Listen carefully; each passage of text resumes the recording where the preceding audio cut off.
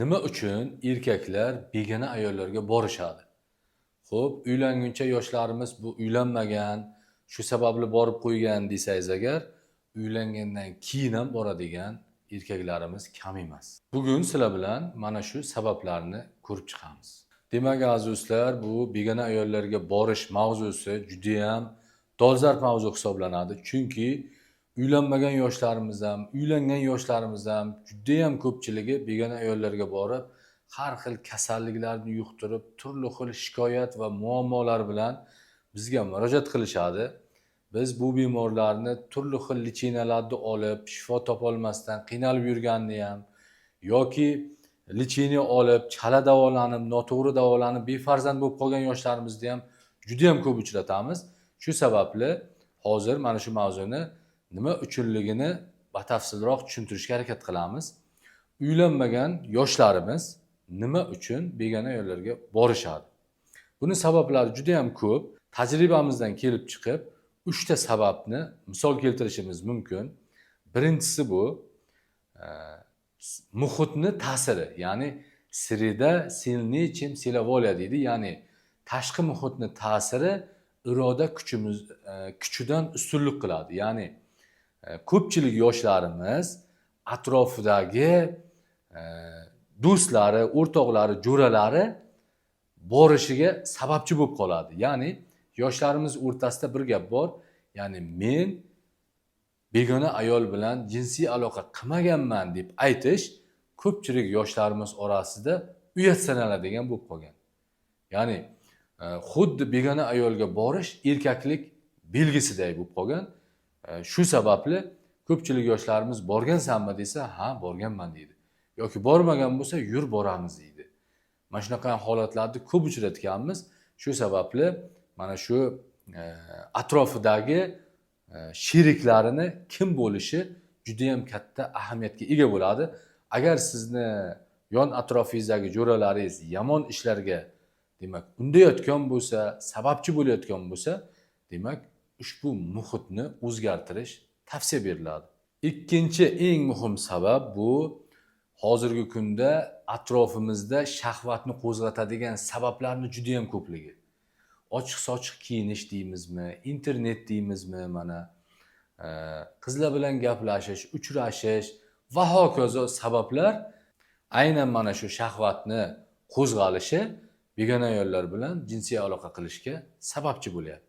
O'zi aslida bu jinsiy shahvat aql bilan doim birga jang qiladi. Ya'ni inson balog'atga yetguncha, ya'ni shahvati qo'zg'aladigan bosqichga yetguncha ilmli bo'ladigan bo'lsa, o'sha ilmi shahvatini boshqarishiga sababchi bo'ladi. Lekin o'sha shahvat qo'zg'aladigan jinsiy yetilish davrigacha agar aqliy salohiyati past bo'ladigan bo'lsa, bunaqa insonni, bunaqa yoshlarimizni shahvati boshqaradi. Bu narsani atrofimizda hammamiz uchratishimiz mumkin. Shu sababli aqliy tomonlama, demak, o'zimizni rivojlantirmaydigan bo'lsak, jinsiy shahvat yetilgan vaqtida albatta insonlar shahvatini, demak, izmida bo'ladi, ya'ni shahvati nimaga buyursa, o'sha ishni qiladi va demak, begona ayollarga borishdan o'zini tiyolmaydi, shahvatini qondirib yuraveradi. Demak, begona ayollarga borishga sabab bo'ladigan eng muhim sabablardan biri, bu 3-sabab deydigan bo'lsak, bu to'ylarimizni, ya'ni uylanishni qiyinligi. Shunaqa bir gap bor, ya'ni qayerda uylanish qimmat bo'ladigan bo'lsa, qiyin bo'ladigan bo'lsa, o'sha joyda zino ko'payadi degan gap bor. Ya'ni zinokorlik degani o'sha begona ayollar bilan jinsiy aloqa qilish. Yoshlarimiz demak, uylana olmagandan keyin ko'pincha o'sha shahvatini tiyolmasdan majbur bo'lib ba'zan demak begona ayollarga borib qo'yish holatlari kuzatiladi. Hozirgi kunda demak ko'pchilik insonlar oddiy qilish mumkin bo'lgan to'yni ham juda ham qiyin qilib yorib, uni ma'rakalarini va to'ygacha bo'lgan xarajatlar, to'ydagi xarajatlar va to'ydan keyingi xarajatlar juda ham qiyin bo'lganligi sababli ham demak, ko'pchilik yoshlarimiz begona yo'llarga borib qo'yapti. Bu holat hattoki davlat siyosati darajasiga ko'tarilib, insonlarni o'sha qonun bilan o'sha to'ylarini cheklash masalasi ko'rib chiqilib, demak, to'ylarimiz qisqartirilsa, yoshlarimiz tezroq qiyinchiliksiz uylansa, qaysidir ma'noda mana shu begona yo'llarga borish holati ham qisqarishiga sababchi bo'lishi mumkin. Bundan tashqari begona yo'llarga borib qo'yishga sabab bo'ladigan omillar juda ham ko'p.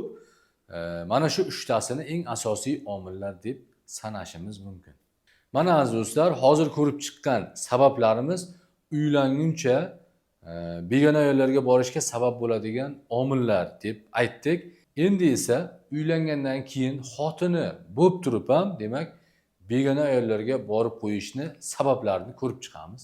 Ushbu sabablarning birinchisi bu, demak, ilmsizlik hisoblanadi.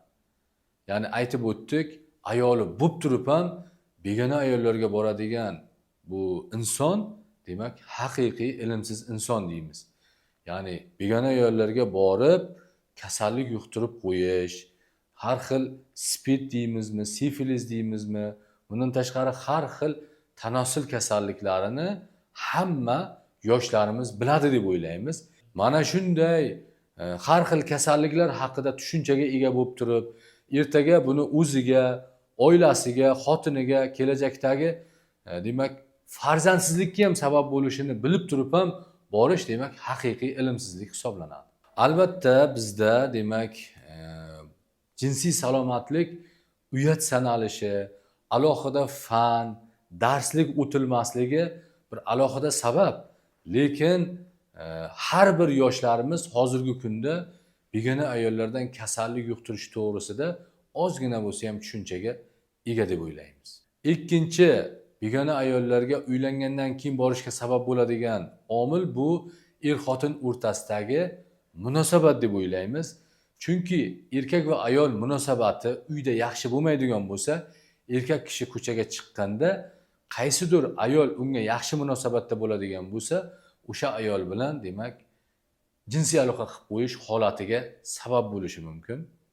Shu sababli har bir ayol kishi, erkak kishi oilasi bilan birinchi bo'lib, demak, yaxshi munosabat o'rnatadigan bo'lsa, mana shunday begona ayollar bilan jinsiy aloqa qilishdan erkak kishini saqlashiga sababchi bo'ladi. Demak, uylangandan keyin begona ayollarga borishga sabab bo'ladigan uchinchi omil yana o'sha muhitni misol keltirishimiz mumkin. Ya'ni har bir erkak va ayol kishi agar kun davomida biron joyga ishlaydigan bo'lsa va ko'p vaqti aynan ishda o'tadi. Ya'ni o'sha ishda ayol kishi, erkak kishi bir-biri bilan, demak, munosabatda bo'ladigan bo'lsa, albatta yaxshi munosabat o'rnatadi va bu munosabat keyinchalik ushbu erkak va ayol o'rtasidagi jinsiy aloqaga ham sabab bo'lib qolishini juda ham ko'p kuzatganmiz. Ya'ni ishda, demak, o'sha uydan turli xil yomon gaplardan, har xil haqoratlardan, yomon munosabatlardan charchagan erkak va ayol kishi uchun ham, demak, jinsiy aloqaga sababchi bo'lib qolishi mumkin. Bundan tashqari atrofidagi jo'ralari, sheriklari, demak, begona ayollarga borishga juda ham moyilligi kuchli bo'ladigan bo'lsa, atrofidagi o'zini, jo'rasini yoki yaqinini ham mana shu narsaga undab qo'yishi mumkin.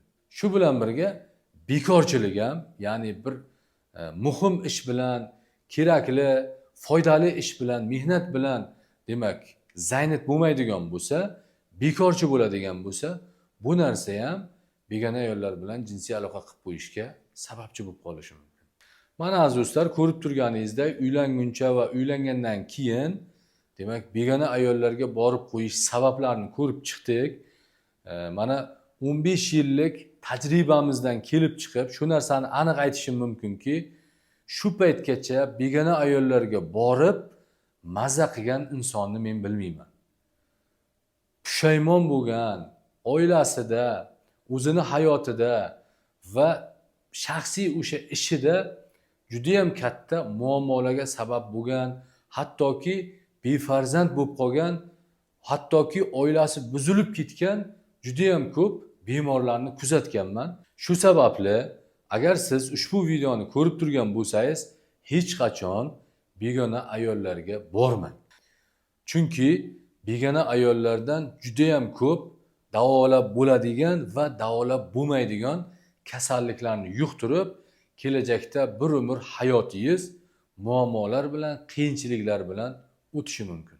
Agar siz qachonlardir begona ayollarga borib, turli xil muammolarga uchragan bo'lsangiz, bemalol quyidagi raqamlar orqali bizga murojaat qilishingiz mumkin. Keyingi videolarda ko'rishguncha.